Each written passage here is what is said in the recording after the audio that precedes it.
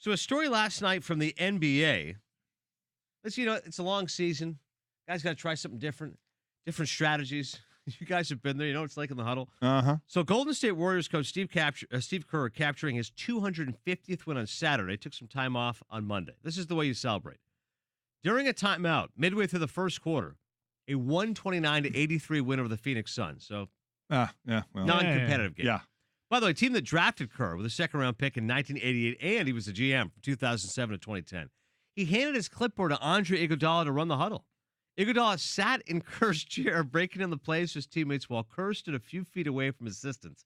As the game continued, David West received a coaching nod in the huddle, as did Draymond Green, who sat out Monday's game with a sprained finger. Green ran most of the timeout huddles throughout the game, and Kerr said his guys needed to hear a new voice. Here is Steve Kerr explaining what his decision-making process here was. It's their team.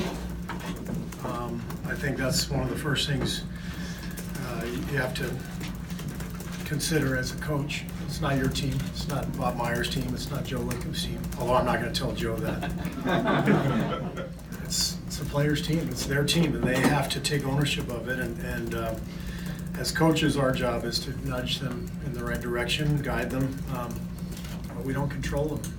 They determine their own fate. And I don't feel like we focused well at all the last month. And it just seemed like the right thing to do. And I thought they communicated really well together, and they drew up some nice plays, and it was a good night for the guys. See, I think the truth would have just been better. Long season. We're smoking these guys. Go have some fun, guys. I mean, right. Well, that was the explanation. It's the players. It's not the coach. Well, I mean, then are you setting back coaching there 100 years by saying it's not us? I mean, come on. I mean, right. You had a little fun. You mix it up a little bit.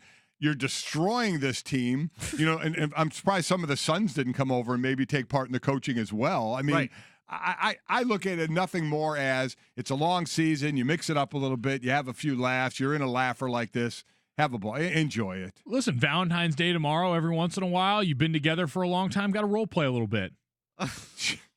You're using an not an S&M, but a role play analogy. Yeah, exactly. All of a sudden, the UPS guy comes to the door. He looks a little bit familiar, but for the day he's Ted. Oh, my God. Got a package to deliver. You wear the pants for today, honey. Let's spruce things up a little bit.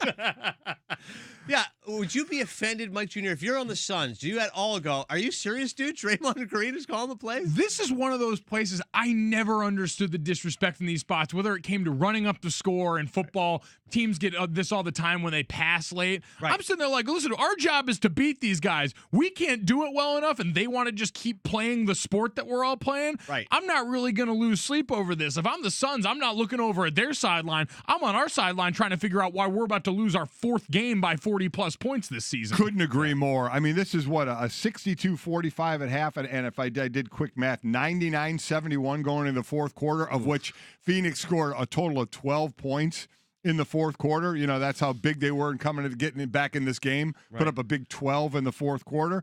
I'm with you, Mike, on this. I can't stand, especially at the pro level, when you're going to look at the other side and complain about anything they do if you're getting blown out. Right. You worry about why the hell you got blown out. What went on, why they got into the end zone, why they're running you up and down the court. Not worry about, oh, look at them disrespecting us by having a player draw out the play.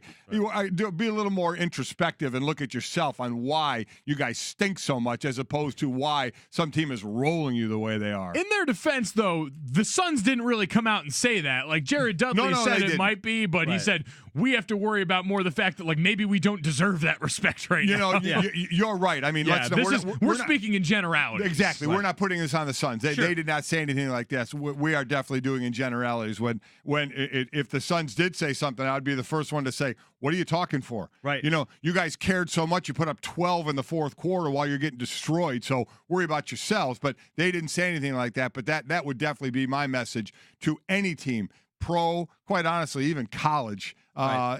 At this point, you don't like what they're doing, stop them. Right, and their coach didn't have an issue either. Jay Triano, who's coached the Canadian national team, He joked, I noticed their plays were a little better at a timeout tonight. He's like, I didn't have a problem with what Steve did. Even Devin Booker said, I like the move personally. If I was a coach, I'd do that throughout the year, so I wouldn't even look at it as disrespectful. Right. And even as Kerr said it, my voice sort of sounds like Charlie Brown's teacher after a while. Wah, wah, wah. That's exactly right. Got to mix it up a little bit. Nothing wrong with that.